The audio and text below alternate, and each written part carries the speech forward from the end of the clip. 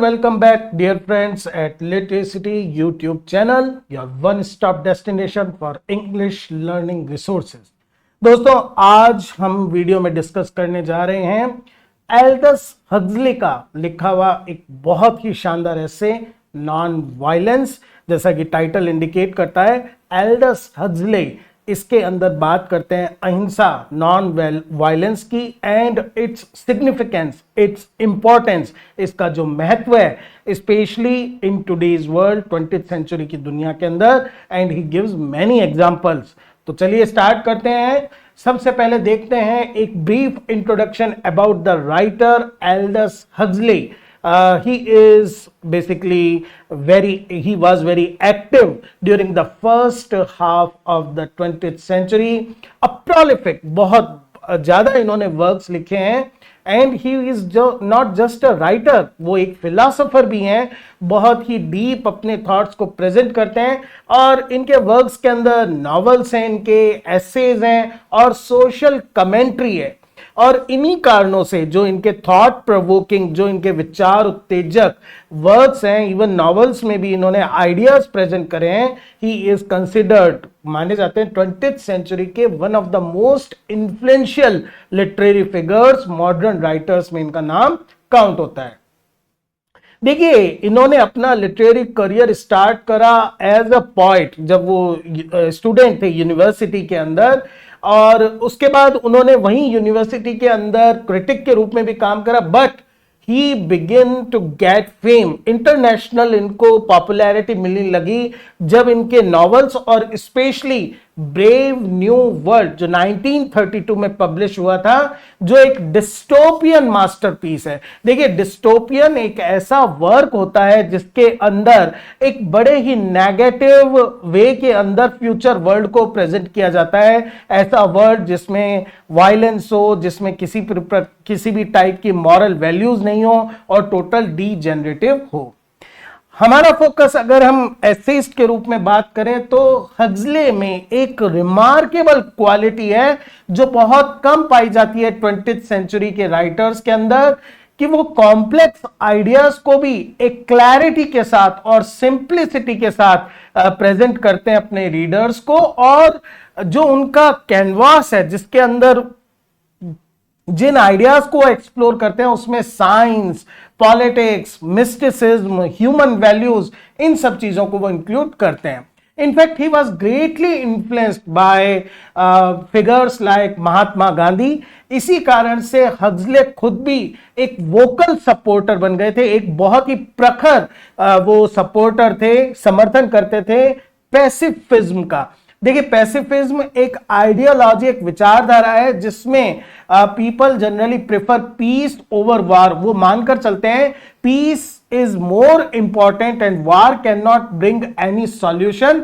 Specially जो first world war और second world war के बीच का पीरियड था, जब पूरी दुनिया में बहुत ज्यादा टेंशन और तनाव थी, और जो वर्ल्ड वार सेकेंड के ईयर्स थे, उस समय हक्सली और भी कन्विंस हो गए थे कि pacifism is the only ideology world needs to follow, जिसको दुनिया को फॉलो करना चाहिए.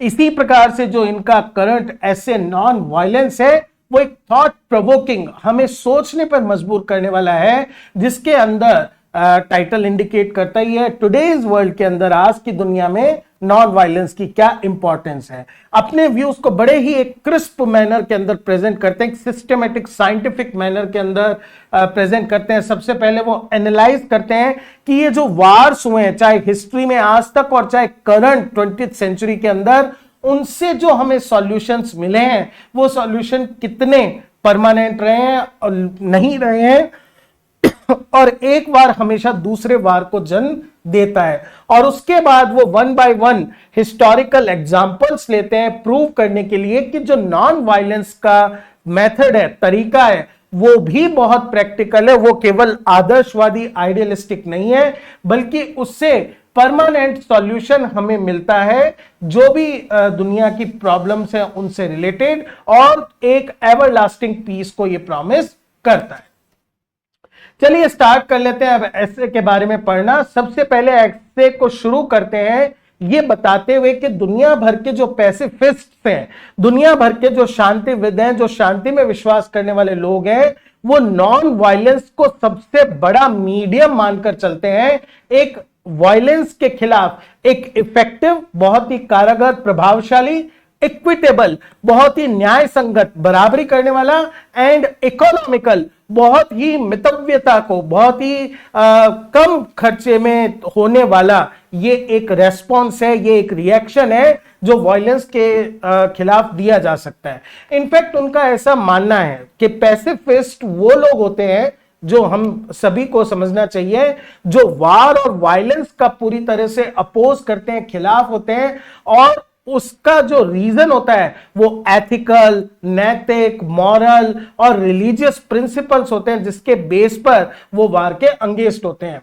जब हजले इफेक्टिव यूज करते हैं तो उसका मतलब है कि non violence is more much better in outcome. इसके जो आउटकम होते हैं, इसके जो रिजल्ट कॉन्सिक्वेंसेज होते हैं, वो वायलेंस की तुलना में ज्यादा इफेक्टिव होते हैं कॉन्फ्लिक्ट को सुलझाने में। इक्विटेबल का मतलब है कि इसमें वार की तरह जीत और हार नहीं होता, बैलेंस गलत नहीं होता, बल्कि सभी पार्टी के साथ फेयरनेस होती है। और इकोनॉमिकल का मतलब है कि जो वायलेंट कॉन्फ्लिक्ट के कारण हाई कॉस्ट होती है, ये उसको टाल पाता है। अब पैसिफिस्ट इस पॉइंट ऑफ व्यू तक या इस निष्कर्ष पर कैसे पहुंचे? They base their belief according to Huxley. Pacifist का ये जो मानना है कि नॉन वायलेंस इतनी इफेक्टिव है, वो आधारित है उनके खुद के जो एक्सपीरियंसेस हैं, और साथ ही में उन्होंने हिस्ट्री को स्टडी करा है। हिस्ट्री के एग्जांपल्स उनको शो करते हैं कि जहां वायलेंस को जन्म देती है, वहीं नॉन वायलेंस परमानेंट पीस को जन्म देती है। इसके लिए जब वायलेंस का वो उदाहरण देते हैं कि जब वायलेंस का जवाब हम वापस वायलेंस से देते हैं, हिंसा का जवाब जब हम हिंसा से देते हैं, तो उससे पीस मिलना पॉसिबल नहीं है, बल्कि और फिजिकल स्ट्रगल होती है। इस टाइप की जो स्ट्रगल होती है वो केवल नेगेटिव इमोशन जैसे permanent hatred, fear, anger, resentment, इन फीलिंग्स को दो पार्टीज के बीच में जन्म देती है, उससे कोई भी पॉजिटिव आउटकम नहीं होता। जब फिजिकल स्ट्रगल जैसे वार या किसी प्रकार का टेंशन होता है, तो जो उस समय अपने गुस्से के कारण, अपने वेंजेंस के फीलिंग के कारण जो लोग हैं, they lose their sense of right and wrong, क्या सही है क्या गलत, वो पीछे रह जाता है। उनका पैशन कि मुझे हिसाब बराबर करना है, वो ओवरकम कर जाता है बाकी सब चीजों को। दे फॉरगेट, इतने वर्षों तक सिविलाइज्ड सोसाइटी में रहने से, एक सभ्य समाज में रहने से, जिन वैल्यूज को उन्होंने अपने अंदर डेवलप किया होता है, वो काइंडनेस की वैल्यू, पेशेंस की वैल्यू, वो सारी वैल्यूज इस गुस्से के क्षण में, इस वायलेंस के अंदर खत्म हो जाती है। और जो उनका मॉरल जजमेंट होता है कि मुझे ये करना चाहिए या नहीं चाहिए, वो मॉरल जजमेंट भी खत्म हो जाता है। और जब इस तरह की फिजिकल स्ट्रगल होती है, निश्चित रूप से दो में से एक साइड जीतेगी ही जीतेगी, लेकिन ये जो विक्ट्री उस साइड को मिलती है, इस ओरिजिनल कॉन्फ्लिक्ट के पीछे जो इशू था, उस इशू से इस विक्ट्री का कोई लेना देना नहीं है। It has no connection. कहने का मतलब है, जरूरी नहीं जो जीतने वाली साइड है वो मॉरली भी सही हो, बस वो जीत जाती है। इन मोस्ट केसेस जो विक्ट्री है वो कभी भी परमानेंट सॉल्यूशन नहीं ला पाती है। मतलब जो हारी वाली साइड है, उसके मन में ग्रज, उसके मन में हमेशा एक ही फीलिंग रह जाती है, आज मेरा दिन नहीं है, बट कोई नहीं, मौका मिलने पर मैं हिसाब बराबर करूंगा। And human history is full of example of such types, जिसमें जो हारा हुआ साइड है वो लगातार ट्राई करता है अपनी हार को वापिस से जीत में बदलने के लिए।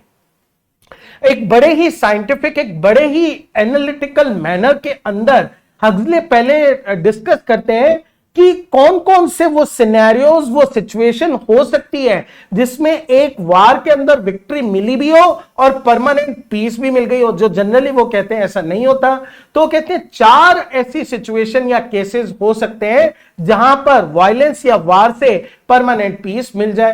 पहली सिचुएशन जब फाइनल सेटलमेंट तब हो सकता है जब लूजिंग साइड पूरी तरह से साफ एक्सटर्मिनेट कर दी जाए, वाइप आउट कर दी जाए, मतलब जीतने वाली पार्टी हारने वाली पार्टी का एग्जिस्टेंस ही खत्म कर दे, ऑब्वियसली तब सामने ओपोनेंट रहेगा ही नहीं। लेकिन ये पुराने समय में तो पॉसिबल हो सकता था, जब पॉपुलेशन कम होती थी, जब जो किंगडम्स होती थी, स्टेट्स होते थे, वो रिलेटिवली स्मॉल होते थे। मॉडर्न वार्स जो लार्ज स्केल पर बड़े स्टेट्स के बीच में लड़े जाते हैं, वहां पर कंप्लीट एक्सटर्मिनेशन, पूर्ण रूप से एक साइड का सफाया इम्पॉसिबल है ही नहीं, और इसी कारण से जो हारी हुई साइड है वो वापस से आक्रमण करती है और रिपीटेड वार्स होते चले जाते हैं। दूसरा सिनेरियो तब हो सकता है, एक विक्ट्री तब लास्टिंग पीस ऑफर कर सकती है जब जो वॉरियर क्लास, जब पूरी समाज या पूरा स्टेट वार में ना लड़े, बल्कि उस स्टेट का एक छोटा सा हिस्सा, जैसे वॉरियर क्लास जो पुराने टाइम में शिवैलरी हुआ करती थी, केवल जो वॉरियर क्लास होती थी केवल वो लड़ाई लड़े, और जनरल पॉपुलेशन उससे ना तो उसमें इन्वॉल्व हो और ना ही अफेक्टेड हो। वंस अगेन, ये पुरानी सोसाइटीज में तो पॉसिबल था, लेकिन मॉडर्न वार्स के अंदर पूरी पॉपुलेशन होती है और उसका वार से अनअफेक्टेड रहना पॉसिबल नहीं है, इस कारण ये भी सॉल्यूशन पॉसिबल नहीं है। तीसरा सिनेरियो जिसके अंदर वार से परमानेंट सेटलमेंट मिल सकता है, वो ये होता है कि जब विनर्स अपने आप को लूजर्स के अंदर ही शामिल कर ले, मतलब वो उसी स्टेट को पूरी तरह से ऐसे अडॉप्ट कर ले कि लूजर्स जो हैं वो माइनॉरिटी बन जाएं, और धीरे धीरे वो उनकी कल्चर को भी आत्मसात कर ले, उस सोसाइटी के अंदर वो मिक्स हो जाए। वंस अगेन, शायद पुराने जमाने में ऐसा हो पाता हो, लेकिन मॉडर्न टाइम्स में हमारे बीच का डिवीजन इतना डीप है कि ये वापस से पॉसिबल नहीं है। फाइनली, ये कैसे पॉसिबल हो सकता है, कौन से सिनेरियो में पॉसिबल हो सकता है, जब विनर अपना दिल बड़ा रखे, एक्ट ऑफ कंपनसेशन, अगर कोई पार्टी हार गई है तो उसके प्रति पनिशमेंट की जगह कंपनसेशन रखे, उसको भरपूर मुआवजा दे। इस वजह से जो हारी हुई पार्टी है उसके मन में एंगर भी खत्म हो जाता है और शायद पीस मिलती है। ये फिर भी कुछ हद तक पॉसिबल है, और हक्सले बाद में भी इसको एक्सप्लेन करेंगे। ब्रिटिश पॉलिसी जो थी बॉयर वार जो 2-3 साल तक ब्रिटिश आर्मी और साउथ अफ्रीका के जो बॉयर क्लास थी उनके बीच में लड़ा गया था।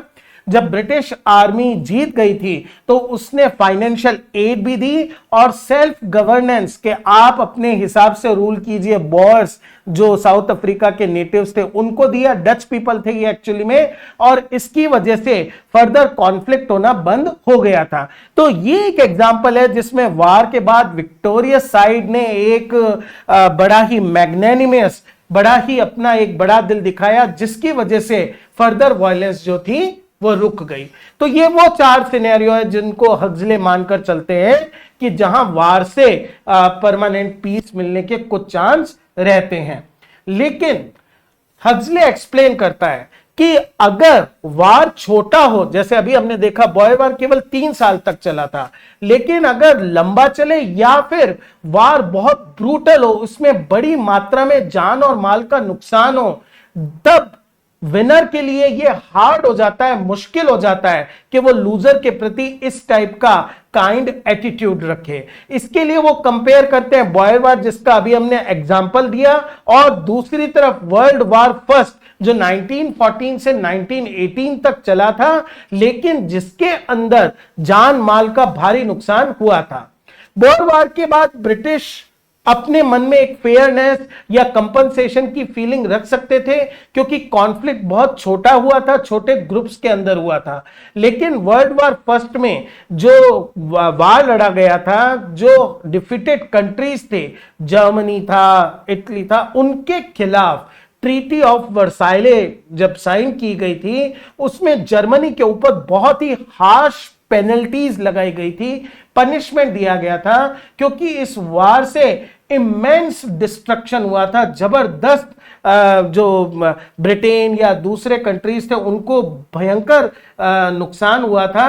एंड लॉस ऑफ लाइफ, जान माल का भी नुकसान हुआ था। इसकी वजह से उन्होंने पेनल्टी लगाई। पेनल्टी लगाने से जर्मन के जो लोग थे उनके अंदर गुस्सा और बढ़ गया और उसका रिजल्ट क्या हुआ, वर्ल्ड वॉर के बाद वापिस से सेकेंड वर्ल्ड वॉर का बैकग्राउंड वहीं बन गया था।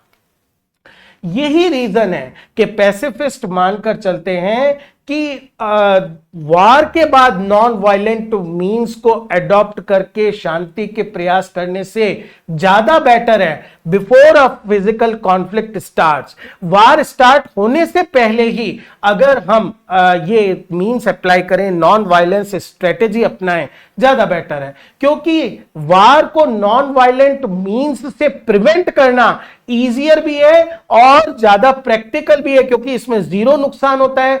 बजाय जब आपने एक विनिंग साइड ने डैमेज कर दिया है, उसके बाद उस डैमेज को कंट्रोल करने की कोशिश करना, उस डैमेज को हटाकर उनका मन वापस से जीतने की कोशिश करना, यह निश्चित रूप से ज्यादा मुश्किल है।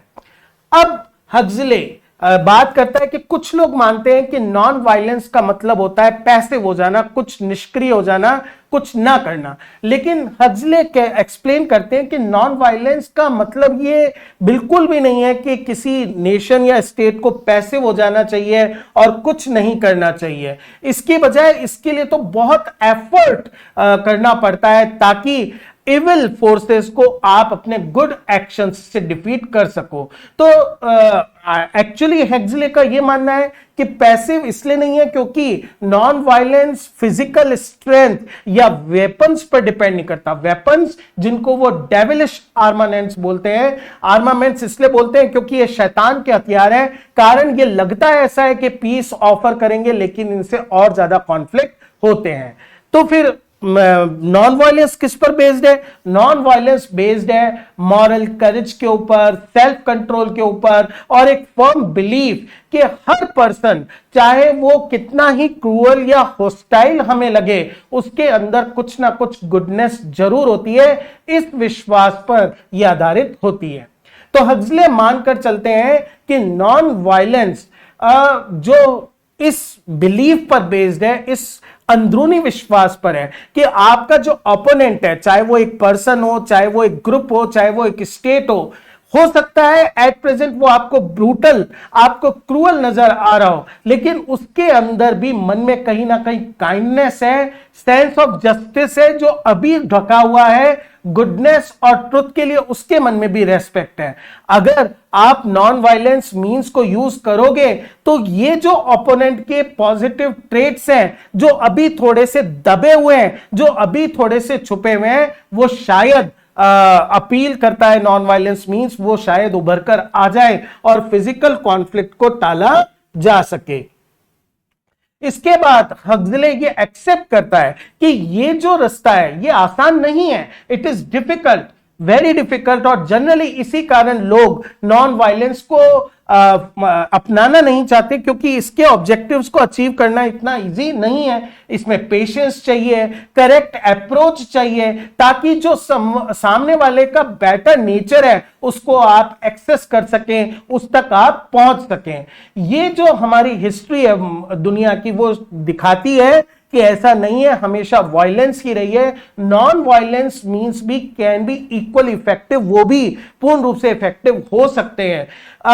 और उसके लिए ऐसा भी नहीं है कि एक हमें एक्सेप्शनल इंडिविजुअल की जरूरत होती है, कोई महामानव की जरूरत होती है।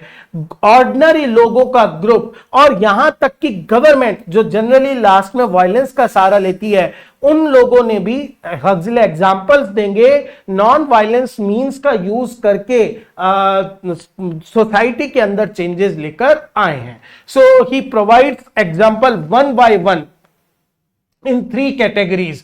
पहला, इंडिविजुअल लोगों ने किस तरह से नॉन वायलेंस के मीडियम से चेंज लेकर आए हैं, दूसरा ग्रुप्स, और तीसरा गवर्नमेंट। तो पहला एग्जांपल वो लेते हैं अमेरिकन सिविल वार का, जो नॉर्थ अमेरिका और साउथ अमेरिका के बीच में 1861 to 65 चला था, जिसमें साउथ अमेरिका के लोग क्योंकि ब्लैक्स को स्लेव ट्रेड में बेचने के खिलाफ थे नॉर्थ अमेरिका वाले, तो इस इश्यू पर काफी लंबे समय तक एक सिविल वार चला था। अब इनमें कुछ व्हाइट लोग अपने रिलीजियस प्रिंसिपल्स के कारण इस फाइट के, इस सिविल वार के अंगेंस्ट थे। जब ऐसा हुआ, जैसे क्वेकर्स जो एक रिलीजियस ग्रुप था, क्रिश्चियन ग्रुप था, जो पैसिफिस्ट था, जो वार के अंगेंस्ट था, जब उन्होंने कहा we will not take part in this civil war, तो वो लोगों के निशाने पर आ गए। इसका एक एग्जाम्पल है सेठ लॉफलिन, जो एक क्वेकर थे। उन्होंने जब लड़ने से मना कर दिया गया तो बाकी लोगों ने उनको बहुत ज्यादा टॉर्चर करा, थ्रेट्स मिले, अब्यूज मिले, लेकिन फिर भी सेठ ने जो गन उन्हें ऑफर की गई थी यूज करने के लिए मना कर दिया। इसके कारण लॉफलिन का कोर्ट मार्शल हुआ और वहां पर उनको पनिशमेंट दिया गया कि इनको अभी की अभी जो फायरिंग स्क्वाड है उसके द्वारा शूट कर दिया जाए। जब वो फायरिंग स्क्वाड के सामने खड़े हुए थे तब भी लॉफलिन स्टेट काम, उनके मन में एंगर या किसी भी तरह का रिग्रेट नहीं था और लास्ट विश के रूप में उन्होंने प्रे करी, father forgive them for they know not what they do. Exact lines spoken by Jesus Christ when he was crucified. तो ये शो करता है कि एक्सेप्शनल ह्यूमन बीइंग थे जिन्होंने इस समय भी उनके लिए माफी मांगी। सोल्जर्स वर सो मूव्ड, उनको लगा कि देखो हम इसे मारने के लिए, and he is still praying for us, तो उन्होंने भी अपनी गन्स को लोअर डाउन कर दिया। दो उन्हें यह पता था कि इसका मतलब हमें भी पनिशमेंट मिल सकता है। ये एग्जाम्पल शो करता है कि नॉन वायलेंट मीन्स भी चेंज ला सकते हैं। एक और एग्जाम्पल हक्सले जो लेते हैं, डॉक्टर थियोडोर पेनेल का लेते हैं, जो एक मेडिकल मिशनरी थे और जो 1892 के आसपास इंडिया के अंदर आए थे और इंडिया की जो नॉर्थ वेस्ट फ्रंटियर है जहां पर पश्तून या पठान ट्राइब्स रहती थी और जो बहुत ही वाइल्ड और डेंजरस एरिया था, उनका एक टेरर चलता, वहां पर वो लोग वो अपनी सर्विसेज दे रहे थे। पैनल ने बकायदा पठान की तरह ड्रेसअप करा, उनकी तरह रहे, अनआर्म्ड, बिना हथियार और बिना डर ट्राइब्स के बीच में घूमते रहे। जिसको भी मेडिकल हेल्प की जरूरत थी उसको मेडिकल हेल्प उन्होंने प्रोवाइड करवाई। पैनल को लर्न हुआ कि उनके खिलाफ एक मुल्ला, जो एक मुस्लिम रिलीजियस टीचर होता है, उनके खिलाफ एक ऑर्डर जारी, फतवा जारी किया गया है कि इसे जिंदा या तो पकड़ा जाए या मार दिया जाए। अब कोई कॉमन पर्सन होता तो शायद भाग जाता वहां से, लेकिन पैनल डायरेक्ट उस मुल्ला के पास ही चले गए जिसने ये ऑर्डर जारी करा था। और मुल्ला was also surprised by the courage shown by the panel और उनको खाना खिलाया। और फिर पैनल ने बताया कि मैं यहां पर रिलीजियस कन्वर्जन के लिए, धर्म परिवर्तन के लिए नहीं बल्कि चिकित्सा और मेडिकल हेल्प देने के लिए आया हूं। और ये शो करने के लिए कि मुल्ला के भी हार्ट चेंज हुआ, उसने रात को पैनल का बेड अपने और अपने बेटे के बीच में लगाया, जो एक साइन ऑफ प्रोटेक्शन था। ये दोनों एग्जाम्पल सेठ लॉफलिन और थियोडोर पेनेल का शो करता है कि इंडिविजुअल अपने मैग्नेनिमस जेस्चर्स के द्वारा नॉन वायलेंस को यूज करते हुए चैलेंजिंग सिचुएशन को बदल सकते हैं। इंडिविजुअल्स की बात करते हुए हक्सले अब ईस्ट और साउथ एशिया की तरफ आते हैं, साउथ अफ्रीका और इंडिया की तरफ आते हैं, जहां पर वो उनके अनुसार नॉन वायलेंस का बेस्ट फॉर्म हमें देखने को मिलता है। महात्मा गांधी ने ऑर्गेनाइज करा था नॉन वायलेंट रेजिस्टेंस, अहिंसक आंदोलन, चाहे साउथ अफ्रीका जहां पहले उन्होंने करा और बाद में इंडिया में। साउथ अफ्रीका के अंदर उन्होंने 1914 तक नॉन वायलेंट जो कैंपेन चलाया, तो स्मट्स गांधी अग्रीमेंट हुआ, जिसकी वजह से जो भारतीयों के या काले लोगों के खिलाफ डिस्क्रिमिनेटरी लॉज थे उनको कुछ हटाया गया और जिससे पहली बार पूरी दुनिया ने देखा कि नॉन वायलेंस के माध्यम से पॉलिटिकल गोल्स भी अचीव किए जा सकते हैं। इंडिया का तो हम सबको पता ही है, गांधी के जो नॉन वायलेंट मूवमेंट थे, सेवरल सिग्निफिकेंट सक्सेसेस उनको मिली, जिसमें उन्होंने बड़े बड़े पब्लिक ग्रुप्स को, लार्ज ग्रुप्स को ट्रेन करा कि आपको सामने से वायलेंट मेजर्स सहने भी पड़े, ब्रूटल ट्रीटमेंट सहना भी पड़े, आप करेज और काल्मनेस बनाकर रखिएगा। गांधी ने बहुत बड़े बड़े नॉन वायलेंट मूवमेंट जैसे नॉन कोऑपरेशन 1920 to 1922, असहयोग, Dandi salt march, and quit in India movement 1942 Bharat छोड़ो, इन सबको उन्होंने किया।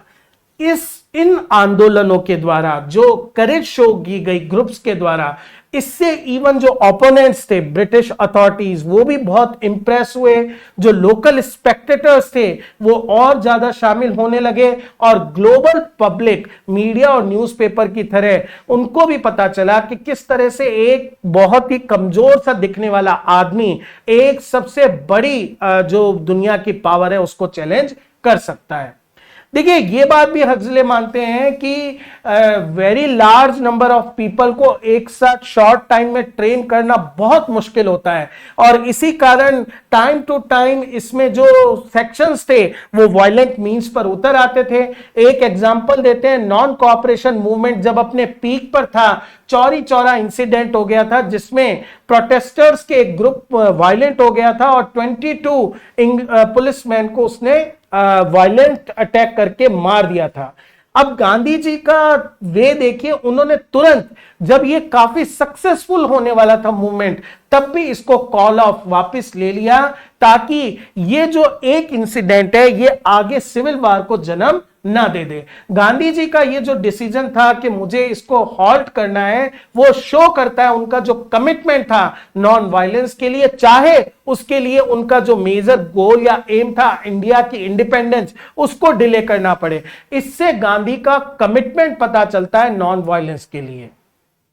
इसी तरह से अब वो बात करते हैं किस तरह से हक्सले बताते हैं 1919 में 1919 के अंदर जब जापान ने कोरिया के ऊपर इंपीरियल पॉलिसी लगा रखी थी, तब कोरियंस ने इस इंपीरियल रूल के अगेंस्ट एक नॉन वायलेंट मूवमेंट स्टार्ट करा।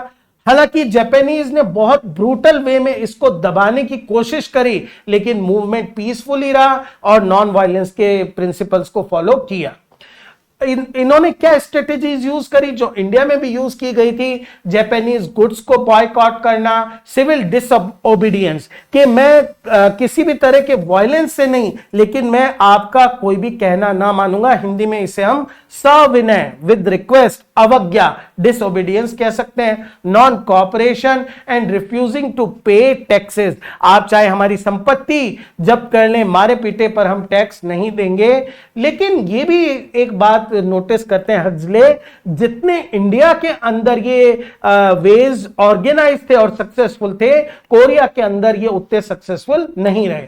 और इसी कारण हक्सले कंट्रास्ट करते हैं कोरियन मूवमेंट को इंडिया और चाइना में होने वाले मूवमेंट में। चाइना भी 1925 के अंदर शंघाई के अंदर ब्रिटिश पुलिस ने अनआर्म्ड स्टूडेंट्स को शॉट डाउन कर दिया था और जो ब्रिटिश गुड्स को बॉयकॉट कर रहे थे। जो कोरियन मूवमेंट है उसने भी इन मेथड्स को कॉपी करने की कोशिश करी, चाइना में जैसे करा या इंडिया में करा, लेकिन एक तो उन्होंने बहुत लेट करा और ऑर्गेनाइजेशन इतना नहीं उनका था, इस कारण वो इतने सक्सेसफुल नहीं हुए। लेकिन फिर भी इसके बावजूद Japanese were forced to make significant concession, उनको अपनी पॉलिसी में चेंज लाना पड़ा और थोड़ी बहुत कल्चरल फ्रीडम देनी पड़ी। इसका एक सबसे बड़ा साइकोलॉजिकल इफेक्ट पड़ा कोरियन कॉमन पब्लिक पर, जिन्होंने वापस से अपने सेल्फ रेस्पेक्ट को गेन करा और जो सालों से कॉलोनियल रूल चला रहा था उसके खिलाफ उनके मन में फीलिंग आई, जिससे एक टाइप का कोरियन कल्चर का रेनेसांस हुआ, पुनर्जागरण हुआ, ट्रेडिशनल आर्ट और नेशनल प्राइड में वापस उनको अपना भरोसा आया। हक्सले अब तीसरे पार्ट हमने देख लिया इंडिविजुअल, फिर हमने देखा ग्रुप्स, और अब वो गवर्नमेंट की बात करता है कि किस तरह से जो गवर्नमेंट के नॉन वायलेंस के एक्ट्स हैं वो जनरली इतने हीरोइक नहीं होते और उनके पीछे हमेशा मॉरल प्रिंसिपल्स नहीं होते, पॉलिटिकल गोल्स होते हैं। ये मॉरलिटी के बारे में हक्सले बहुत अच्छे ढंग से कहते हैं कि ये दुनिया के अंदर एक डबल स्टैंडर्ड पाया जाता है।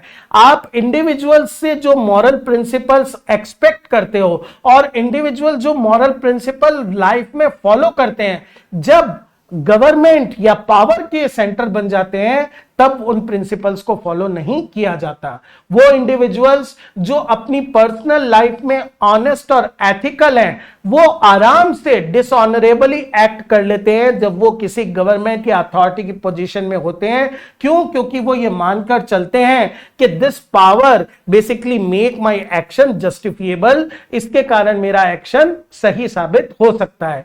जो बहुत एथिकल जनरली रहने वाले पॉलिटिशियंस हैं, वो भी पावर मिलने के बाद या गवर्नमेंट चलाते वक्त क्या हो जाते हैं? इमोरल हो जाते हैं, डिसेप्शन को यूज करते हैं, ऑर्डर्स देते हैं अथॉरिटी के रूप में, लाखों इनोसेंट लोगों को मरवा भी देते हैं वार के कारण, और ये जानते हैं मन ही मन में कि हमारे एक्शंस रॉन्ग हैं, फिर भी वो करते हैं। ये एक पॉलिटिक्स का बहुत हार्मफुल ट्रेडिशन है, और बिजनेस में भी, क्योंकि जब लोग ये मान के चलते हैं कि ये हम आउट ऑफ ड्यूटी कर रहे हैं, आउट ऑफ चॉइस नहीं कर रहे हैं, हमारा रोल ही इस तरह का है, तो हक्सले कहता है बेसिकली ये रीजनिंग ही गलत है। Actually government rarely non violent principles या बेसिक मॉरलिटी को यूज करती है प्रॉब्लम्स को सॉल्व करने के लिए, और जब करती भी है तब वो पूर्ण रूप से उसको लागू नहीं करती, और वो उस स्थिति में करती है जब वायलेंस का यूज करके उसको कोई सॉल्यूशन नहीं मिला। और इसके काउंटर में वो एग्जांपल साउथ अफ्रीका का देते हैं कि कैसे नॉन वायलेंस तब सफल हो जाता है जब वायलेंस फेल होता है। साउथ अफ्रीकन वार, वही जिसे हमने बॉयर वार अभी हमने डिस्कस करा था, ब्रिटिश ने डच सेटलर्स के साथ 3 साल खूब युद्ध लड़ा और वो उसमें खूब उनका जान माल का नुकसान हुआ। लेकिन हेनरी कैम्पबेल बैनरमैन जो ब्रिटिश प्राइम मिनिस्टर बने 1958 में, उन्होंने एक बोल्ड स्टेप लिया और बोर्ड्स को 1906 के अंदर सेल्फ गवर्नमेंट का राइट दे दिया। ये नॉन वायलेंट अप्रोच सक्सेसफुल हुई क्योंकि इससे पीस आई जो वायलेंस से नहीं आ रही थी। एक और एग्जांपल देते हैं आयरलैंड का, किस तरह से नॉन वायलेंस के बाद यूज की गई और सक्सेसफुल रही। इंग्लिश ने, जो इंग्लिश नेशन है, वो आयरलैंड को बहुत सदियों तक, सेंचुरीज तक ऑप्रेस करता रहा, शोषण करता रहा कि वो ब्रिटिश क्राउन को फॉलो करें, उसको एडेयर करें, और उसके लिए वायलेंट मीन्स उसने करे। 20th सेंचुरी तक आते आते ब्रिटेन को पता चल गया they want be completely successful, तो उन्होंने अपनी अप्रोच चेंज करी और आयरलैंड को home rule, self governance allow कर दिया। और जिसकी पीछे ईस्टर राइजिंग या आयरिश वार ऑफ इंडिपेंडेंस जैसे वायलेंट एक्ट्स हुए थे, ये जो नॉन वायलेंट पॉलिसी थी, इसकी वजह से ब्रिटिश के ऊपर जो दाग लगा हुआ था ब्लैक एंड टेंस, जो एक ब्रिटिश पैरामिलिट्री फोर्स थी जिसने आयरलैंड में 1920s में बहुत क्रूअल एक्ट करे थे, कम से कम वो दाग थोड़ा धोने की कोशिश करी। टुवर्ड्स द एंड हक्सले एक और बहुत शानदार एग्जांपल देता है स्वीडन और नॉर्वे का, जहां पूर्ण रूप से नॉन वायलेंस को ही यूज किया गया गवर्नमेंट्स के द्वारा। यूरोपियन हिस्ट्री में रेयरली ऐसा एग्जांपल मिलता है। इसके पीछे ट्रीटी ऑफ काइल है 1814 की, जो नेपोलियनिक वार्स के बाद साइन की गई थी और जिसके द्वारा नॉर्वे को स्वीडन को हैंडओवर कर दिया गया था। किंग्स चार्ल्स 14 जो एक्चुअली एक फ्रेंच प्रिंस थे जो स्वीडन के बाद में राजा बन गए थे, उन्होंने नॉर्वे को इन्वेट करा कि अब आप हमारा पार्ट हो। लेकिन 2 वीक भी नहीं बीते थे जब फाइटिंग हुई भी नहीं थी, उन्होंने डिसाइड करा किंग्स चार्ल्स 14 ने कि वार की बजाय नेगोशिएशन, बातचीत से हल निकाला जाए। स्वीडन और नॉर्वे के बीच में यूनियन 1814 में हुई। इसको एक्ट ऑफ यूनियन बोला गया, जो फोर्स ऑफ आर्म्स के द्वारा नहीं, फ्री कन्विक्शन या विलिंगली इसको फॉलो किया गया।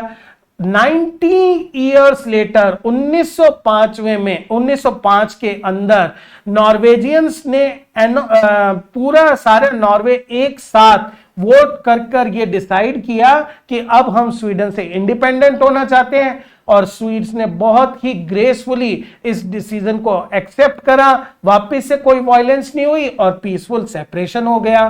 This is a model of non violent conflict resolution, जिसमें फॉर्मेशन भी नॉन वायलेंस से हुआ, सेपरेशन भी या डिसोल्यूशन भी नॉन वायलेंस से हुआ, और एक कतरा खून नहीं बहाया गया। इसके साथ वो चैप्टर को खत्म करते हैं। तो हम देखते हैं दोस्तों, हक्सले नॉन वायलेंस के यूज को एडवोकेट करते हैं एक बहुत ही सिस्टमेटिक मैनर के अंदर। पहले वो शो करते हैं कि वायलेंस से सिर्फ वायलेंस ही मिलती है, मॉरल डिके होता है और साथ ही टेम्परेरी सॉल्यूशन ही मिलते हैं, जबकि नॉन वायलेंस से परमानेंट स्टेट ऑफ पीस मिलती है। कुछ सिचुएशंस के अंदर वार से लास्टिंग पीस मिल सकती है, लेकिन आज के समय में वो सिचुएशन इम्पॉसिबल है और नॉन वायलेंस ही एकमात्र रियलिस्टिक सॉल्यूशन रह जाता है। और इसके लिए सबसे बढ़िया तरीका यह है, वायलेंस यूज करने से पहले ही नॉन वायलेंस मीन्स को यूज कर लिया जाए। तो दोस्तों, ये था हमारा आज का lesson. I hope I was able to explain this essay to you. For further videos, keep watching, keep supporting. Thank you.